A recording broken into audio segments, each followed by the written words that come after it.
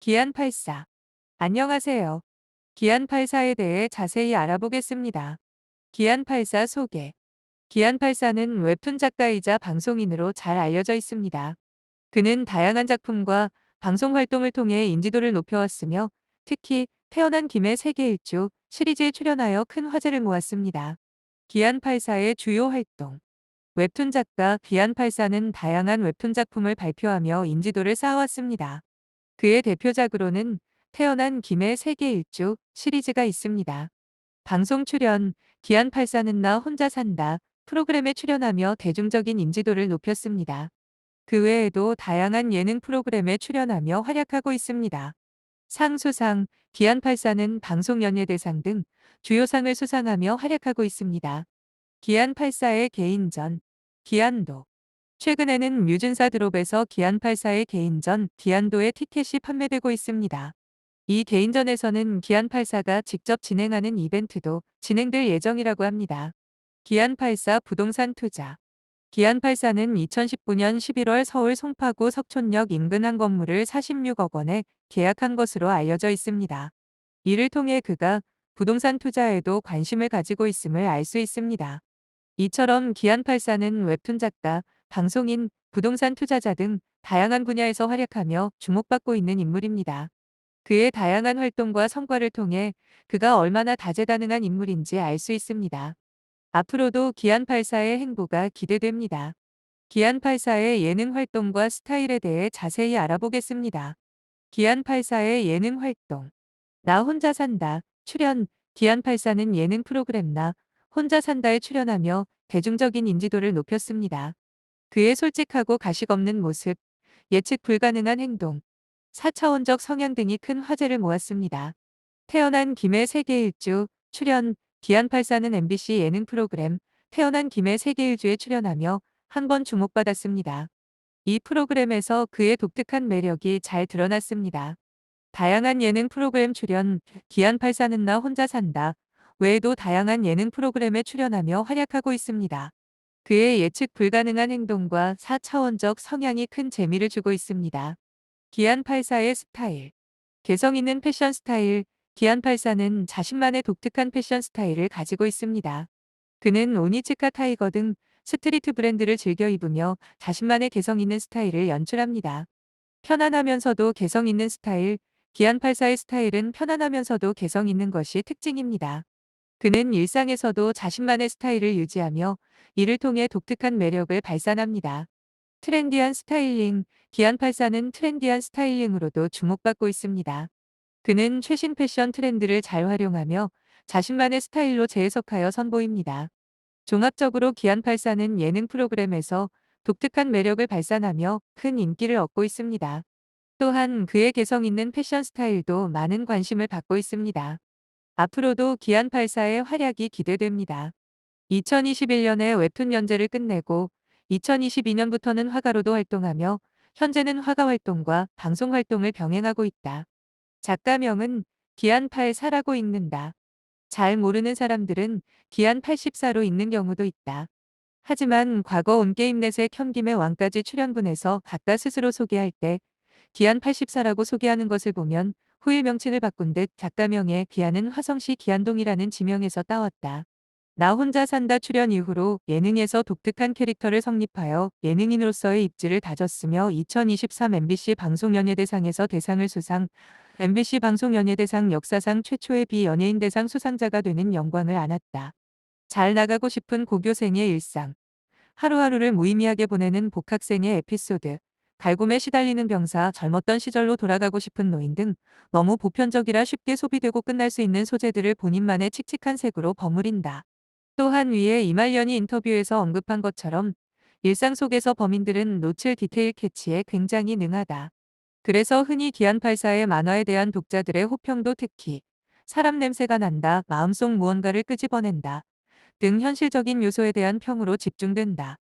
리즈 시절인 노병가와 기안84 단편선 연재 당시에는 악마의 재능이라거나 한 커뮤니티에서 웹툰계의 홍상수 18라는 별명을 가지고 있었을 정도였다. 오죽하면 현재 여러 커뮤니티들에서도 기안84는 깔 수 있어도 노병가는 까지 말라는 댓글들이 일부 존재한다. 개성 넘치는 그림에도 불구하고 만화라는 매체에서 간과하기 쉬운 불행한 현실의 극단적 리얼리즘을 당황스러울 정도로 과장하여 살리고 있다. 누구나 경험했거나 아니면 목격했을 불우한 캐릭터의 극단적 상황을 기반으로 자극적인 현실감을 그리고 있지만 긍정적인 현실보다는 부정적인 현실을 주로 소재로 사용하고 있기도 하다. 이에 더해서 해피엔딩이나 통쾌한 복수 등의 극적인 엔딩이 없는 작품들이 많다. 최훈, 양영순과 함께 네이버 웹툰의 지각을 상징하는 인물로 지각이 너무 당연해서 덩시에 올라오면 오히려 놀라워할 정도다. 편집자들 역시 해결하기 위해 가장 대표적으로 네이버 본사에 가둬놔서 작업만 시키기와 같은 별의별 극악 처방을 다해봤지만 장기적으론 모두 실패했다. 거기에 비상식적으로 놀라운 관찰력의 말미암은 구도와 묘사와 연출로 큰 호평을 받는 것에 비해 장기적으로 작품을 이끌어 나가는 능력이 아주 떨어진다. 그래서 일각에서는 웹툰계의 지상렬이라는 소리도 나왔었다. 대표작인 패션왕을 봐도 주인공이 뜬금없이 늑대나 달구로 변하질 않나 치근덕대던 교회 오빠 에피소드가 잠깐 나오더니 갑자기 사라지고 하도 스토리가 안 나오는지 장기 휴재 이후 후딱 끝내버리는 병맛과 불쏘시개를 왔다 갔다 거리는 퀄리티가 나왔었다. 20일 장기 연재한 작품과 야후 시절 연재했던 기한 단편선과 비교했을 때 확실히 퀄리티의 차이가 뚜렷이 나타난다. 그 외에 스토리가 재밌어서라기보다는 참신한 소재와 병맛으로 인기를 끌었던 패션왕을 복화광과 체육왕에 이르기까지 무려 5년째 우려먹고 있는 중이라는 비판도 많이 있으나 이런 경우는 미국이나 일본 등 시장이 넓은 곳에서도 찾아볼 수는 있으니 적절한 비판이기는 하나 심각한 것은 아니다. 사실 단연간 비슷한 소재를 바탕으로 인기 최상위권을 유지하는 만화를 항상 그려내는 것도 쉬운 일이 아니다. 무엇보다 소재가 비슷비슷해 보인다고 해도 각 만화의 성격과 개성은 매우 뚜렷한 편이고 완전히 마이너한 감성이 아니라 어느 정도 보편적인 분위기를 가지고 있고 기안84가 네이버에서 그렸던 웹툰들의 상업성은 무시 못했기 때문에 네이버 웹툰 전체 1위를 찍어섰거나 신드롬까지 일으켰었던 전적이 있을 정도의 높은 인기를 구가할 수 있는 것이다. 일각에서는 기안84의 작화가 깔끔하진 않았는데도 잘 팔리는 웹툰을 그렸다는 점이 쉽지 않은 일이라고 보기도 했다. 7살부터 17살까지 경기도 수원에 있는 벽산 아파트에서 어머니, 아버지, 할머니와 함께 살았다. 손이 워낙 귀한 외아들이다 보니 귀여움을 독차지하면서 받고 자랐을 것으로 보이지만 사실 아버지의 직업이 공무원이었고 엄했던 모양이다. 실제로 성적이 중하위권이거나 밥을 남기면 많이 혼났다고 한다.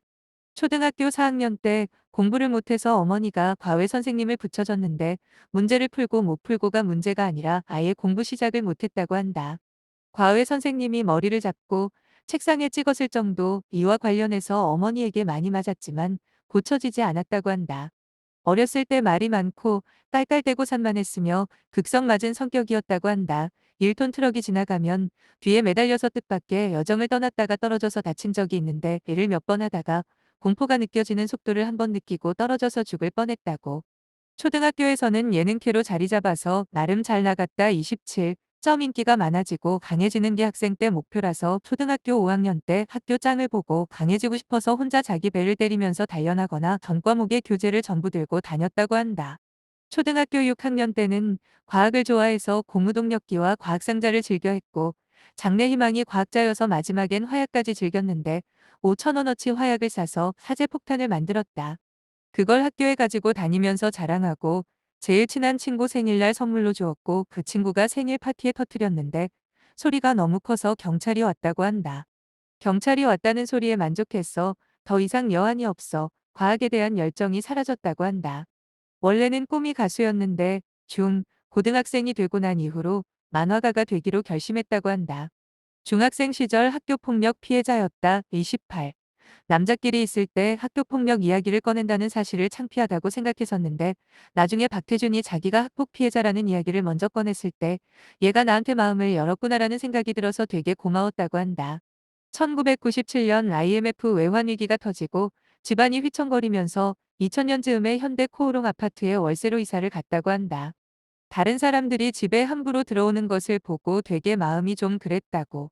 고등학교 1학년 때 처음으로 여자친구를 사귀었는데 주변에 휩쓸려 사귄 거나 마찬가지라서 그다지 좋지는 못했다고 한다. 애니메이션, 에반게리온, 원령공주를 보다가 재밌어서 저런 걸 만들어야겠다고 생각하고 미대에 진학했다. 홍대에 가고 싶었지만 당연히 성적이 안 됐고 그러던 중에 만화 침체기여서 만화과에는 가지 말자고 생각했다고 한다. 20살 대학생 때 자취를 처음 하게 되었는데 꼭대기에 있는 원룸이었고 여기에서 살면서 있었던 기억들이 너무 좋았다고 한다. 1학년 때 학교에 적응을 못하고 아무도 말을 안 걸어주고 밥을 혼자 먹어야 된다는 사실에 학교를 안 나갔다고 한다. MT 가서 술 먹고 친구들하고 친해져서 학교도 안 가고 계속 술만 먹었다고. 대학교에 안 가는 대신에 친구와 노가다를 뛰러 계속 나갔다. 소개비와 차비를 떼면 일당이 7만 원 정도였기에 짭짤했고 그러던 중 다른 한 친구가 체육관에 다니던 킥복싱 선수였어서 본인도 이에 심취해서 취미로 시작했다고 한다. 그 이후로 군대에 간다. 의경 생활 당시 내부 부조리, 구타, 가혹행위가 당연시될 정도로 매우 심했다고. 군대 전역 이후 기안동의 어느 한 아파트에서 어머니와 함께 다시 어느 정도 윤택한 삶을 살고 있었다. 주호민이 연재한 군대 만화인 짬을 보면서 소프트하면서도 훈훈한 마치 슬기로운 병영생활 같은 분위기의 의문을 표하고 비시인사이드 초기 카연겔의 부조리와 암울함의 극치인 의경생활을 담은 노병가를 올렸다. 이때 꽤 유명세를 타서 이후에 좀 더 세밀하게 플롯을 짜고 다시 그린 노병가를 야후 카툰 세상에 연재하게 되었다. 당시에 더 큰 물에 가고 싶다는 욕망이 사라져 있어서 자신의 인생을 승부봐야겠다는 다짐에 이말년과 함께 볕이 들지 않고 곰팡이가 피어나는 상수동 반지하에서 동거했다.